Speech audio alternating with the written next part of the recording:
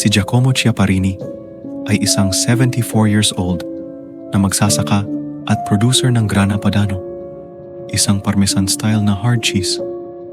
Nagpapatakbo siya ng isang dairy farm at cheese production facility sa Romano di Lombardia, isang maliit na bayan malapit sa Bergamo sa northern Italy. Noong gabi ng August 6, 2023, pumunta siya sa kanyang warehouse kasama ang kanyang anak na si Tiziano para tingnan ang isang machine na may problema. Umalis saglit si Tiziano at naiwan si Chiaparini para i-restart ito. Doon nangyari na bumigay na lang bigla ang isang shelf na nagdulot ng isang domino effect na nagpabagsak ng libu-libong cheese wheels na bawat isa ay tumitimbang ng mga 40 kilos. Natabunan si Giacomo ng mga keso at hindi na naisagip. Inabot ng halos 12 hours bago nahanap ang kanyang katawan. Iniwan niya ang kanyang asawa, mga anak at mga apo na nagluluksa sa pagkawala ng isang minamahal na pamilya at isang passionate cheesemaker.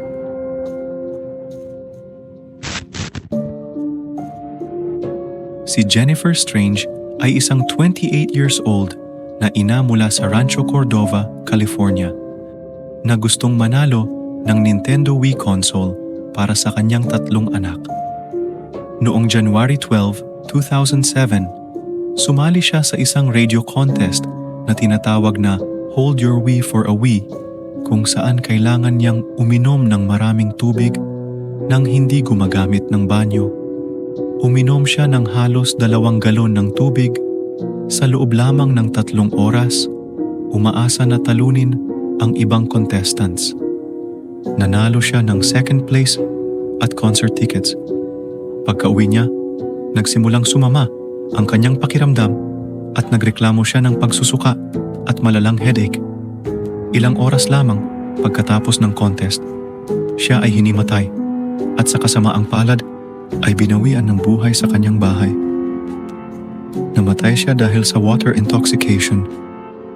Ang pag-inom ng sobrang tubig sa maikling oras ay pwedeng magdulot ng isang kondisyon na tinatawag na hyponatremia o water intoxication na nangyayari kapag ang sodium levels sa dugo ay masyadong mababa. Pwedeng magresulta ito sa brain swelling, seizures, coma at kamatayan. Isang aral ito na lahat ng sobra ay masama.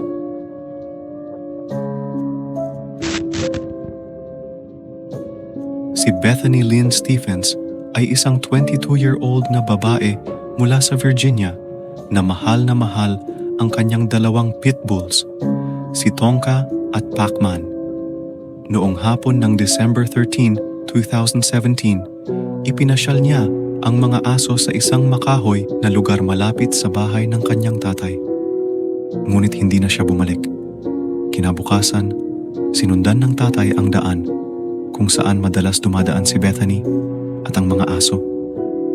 Ilang sandali lang, lumantad sa kanyang harapan ang wala ng buhay na si Bethany.